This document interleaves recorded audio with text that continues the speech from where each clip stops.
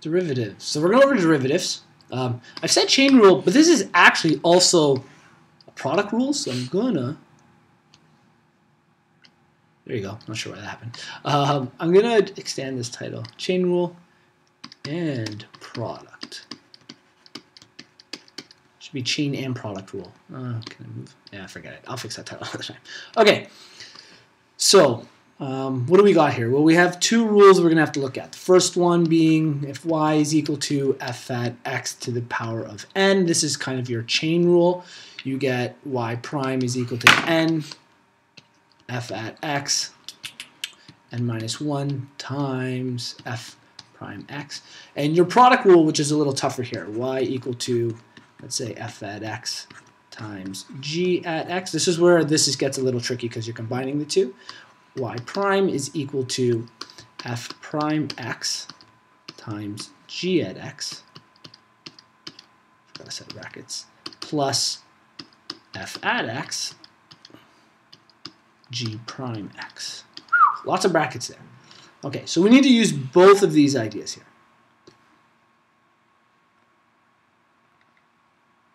There we go. So always changes that. Okay, so f prime x. For finding the derivative of this. Well, the very first thing you do, I'm going to try to highlight to help us out here. Because it's, we're going to talk about product rule first. Think of it like this. We're going to derive just this part, and this part's going to stay the same. So I'll underline it in red here. That will stay the same. The highlighted part will change because that's our f prime x right now. Okay. When we go through that, though, in itself, it's a chain rule. We have a power of 3. So we're going to bring that 3 down. The original bracket stays the same, 5x squared plus 7x.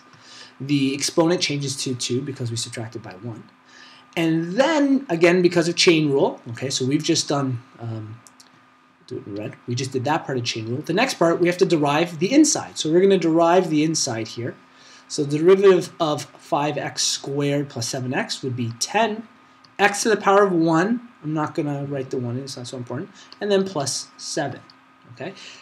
But we still haven't written the original. The original was this part here, because it never changed, 9x minus 2x squared. Now, clearly, I have not left myself enough room here. So I'm going to put a big green addition sign here representing this one. And I'm going to do the second part on the bottom. So now what we're going to do is we're going to keep the first one the same, and we're going to derive the second function. The second function is the g at x here, and this is the part we're going to then keep the same, the f at x. So f at x is, I'm going to write it underneath, 5x squared plus 7x to the power of 3. That was the original here. And now we're going to derive this one. Again, this one is a chain rule, so we have to do the first part where we bring down that power of 5. So when we bring down that 5, it becomes 5. Oh, I forgot to write the 5 up here. That should still be there. I'm going to reference that one because that's the one we're deriving right now. So we bring the 5 down. The inside stays the same. 9x minus 2x squared. This 5, because we subtract by 1, comes to the power of 4. And then we derive the inside of the function. That's the second part of the product rule. Okay, and that becomes, this becomes 9 minus 4x. Okay. Very, very long. And we can simplify this information. What I'm going to do next is look for like terms. And this is where let statements might help us a lot, but I'm going to try to do as much as I can without let statements. And it might help if I write it all on one line. So I am going to write it all on one line, so forgive, it's going to be a little condensed here.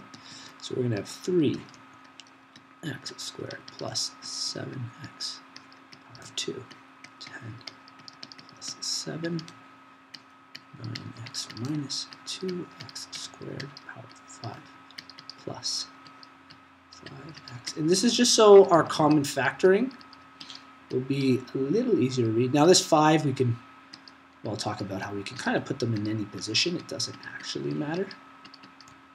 All right, I got it in. I usually mistake my visual size here. Great. So let's highlight things that are the same. I know I used yellow and green before. I'm going to reuse them now. So my brackets that are the same. So I have 5x squared plus 7x. So I'm going to look for another bracket that's similar to that. 5x squared. Well, I have this. 5x squared plus 7x. These two brackets are the same. Their powers are a little different. But that's okay. I'm going to keep this in mind. Any other sets of brackets? Let's see. 10x plus 7 does not occur in the second. 9x minus 2x squared does occur right here. 9x minus 2x squared. Again, their powers are also a little different. This bracket does not have a duplicate, and this bracket does not have a duplicate. We also have a coefficient of 3, and technically this is a coefficient of 5. We usually write the coefficient in front. It doesn't technically matter. I can write it in any order because there's a rule of multiplication called associative. It doesn't matter the order you multiply. But for simplicity's sake, I should move it over to the front here because we're used to seeing it that way. Now, I want to common factor. Well, I want to common factor out this yellow from both and this green from both. But I have to keep aware of their powers. So this is where those let statements are really going to help us a lot. We're going to say, and I could do it without it, but I'm just going to say let's just say let uppercase A equal 5x squared plus 7x.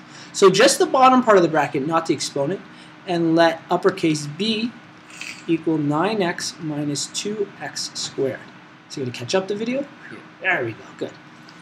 So we're going to rewrite this very complex sentence again, mathematical equation. I'm going to write the coefficient first, so we get 3. Now this is going to be an uppercase A. Actually, you know what? I'm going to write the A and the B last, just so it's a little simpler for how we're going to common factor. I'm going to write the brackets that aren't the same. I'll write them second. So coefficients, the 3 and 5 will go first. Then the brackets we're going to keep the same, and then I'll write our A's and our B's. So next I'm going to write this bracket, 10x plus 7. Again, order doesn't technically matter with multiplication.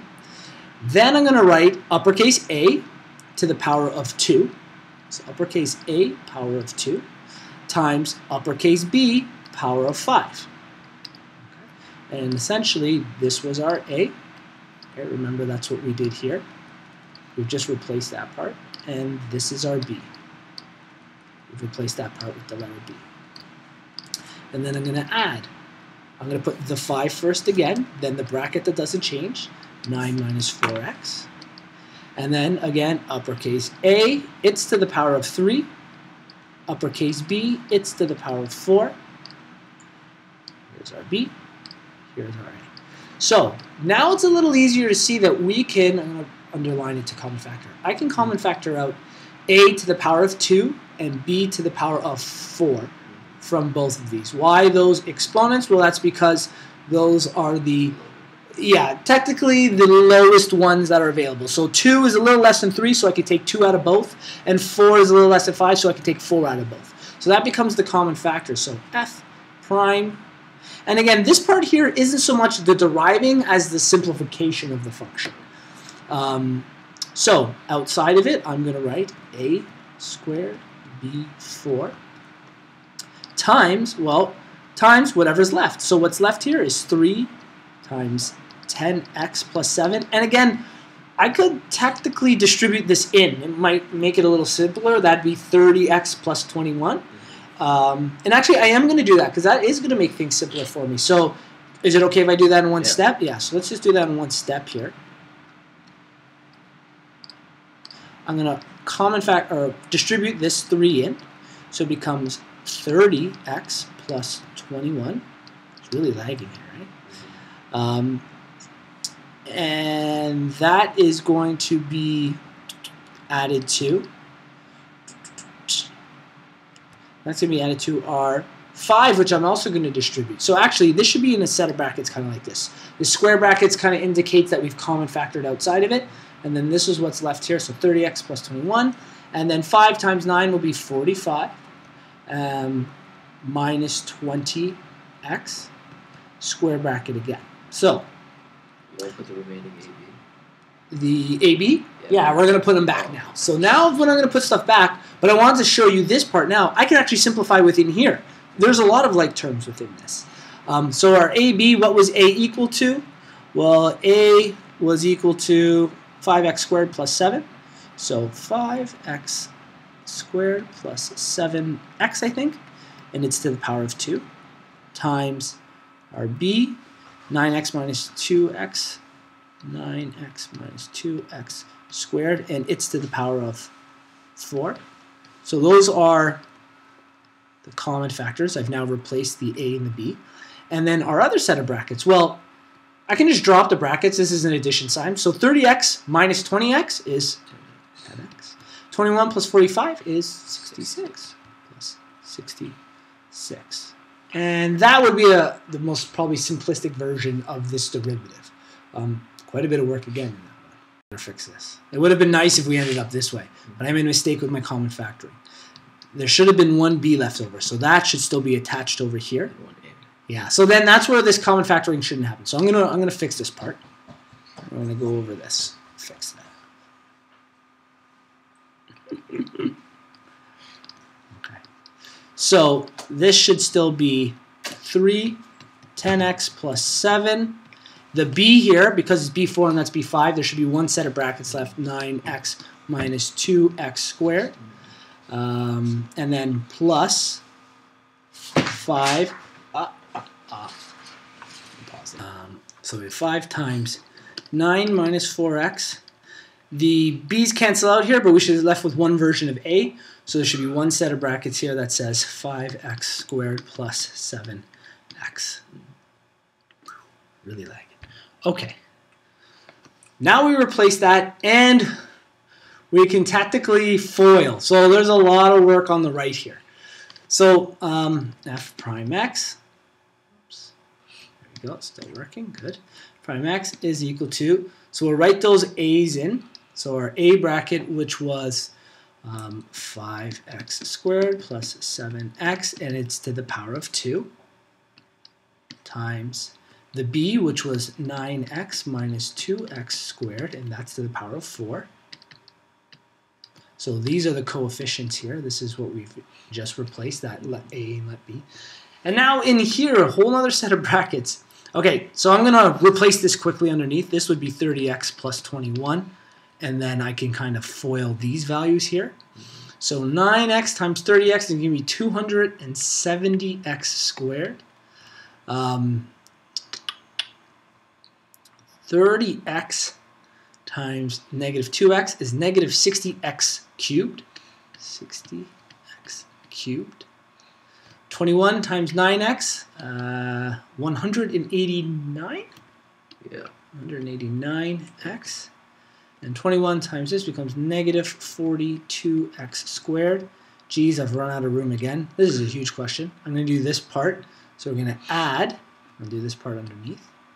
This would be 45. This would be minus 20x, just to help a little with the FOIL. So 45 times 5, yikes. 5, carry the 2, 225x squared.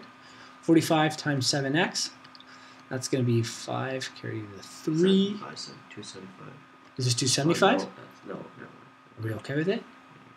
Follow on just in case, because I could make a good error here. 3, so 28 and 3, so 31. Yeah, so 315x, great. Minus 5 times 20x is 100x cubed. Barely left enough room. Minus 4, no, not 40. 140. Can I shift the 1 in? 140x squared. Terrible. Okay, here we can collect like terms. I'm just going to put a little quotation here just because I'm running out of room when I write. That quotation stands for, that's the same. So this part is kind of condensed in here. I just didn't write it in because I don't have room for it. Let's collect these like terms. So I'm going to write them flat out so we can kind of collect them. Again, this is more of a remedial part of the task. We've kind of done most of the hard stuff, but still important to do. So 270x squared minus 60x cubed plus 189x minus 42x squared. I'm going to let the computer catch up. Thank you. Plus 225x squared plus 315x minus 100x cubed minus 140x squared. And now we look for like terms. X squared, we'll underline in red. 1, 2, 3, 4 of them. Cubed, 1, 2 of them. Just our standard x is the other 2. Okay, great. So not much left. I'm still going to write this in quotations. This can then become 3 values. Maybe I'm going to use a calculator here because I don't know if I'm going to get these all. So essentially it's just the coefficients. So we have 270 plus negative, do I have a negative value here? Yeah, 42 negative, same as subtracting 42. Plus 315, plus 315, minus 140, 403? 403x squared. I should have did the cube first because technically we write the highest exponent power first. Oh. We'll double check it. We'll see if we get the other ones. Negative 60, negative 100 is negative 160x cubed. And 118 and 315 are 189 plus 315. Oh, you know what I did wrong? That is 504. Plus 504. You know what I did wrong here? I know what I did wrong. I just realized it. I used 315 instead of 225. So there should be a difference. I'm going to use some math here. 75, 80, 90. I should be able to subtract this by 90? Yes, 313. Is it, what is it, 313? Yeah. Yes. Subtract that by 90 to get the answer. 313. Holy smokes, a lot of math, eh? Yes. 313. And then I still didn't even write in that original. So here's the final answer here with the original stuff. 5x squared plus 7x squared, or the whole bracket squared. 9x minus 2x squared, power 4, with negative 160x cubed plus 313x squared plus 504x. Could you factor this? Ugh, who knows? Maybe. He said, but like, just leave it. Yeah, you might be able to factor this, but it's going to be quite the task, I'm sure. So we'll just leave it as is. There's a somewhat simplified form, though not very simple.